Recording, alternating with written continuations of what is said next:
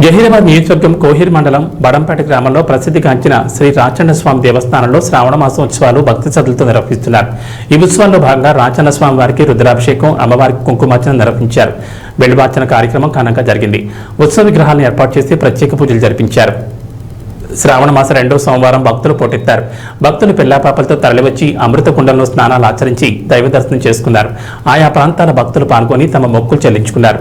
శివనామస్మరణతో ఆలయ ప్రాంగణం మారుమోగింది. ఆలయ ఈవో శివరుద్రప్ప, అర్చక బృందం ఎలాంటి ఇబ్బందులు కలగకుండా ఏర్పాట్లు చేశారు.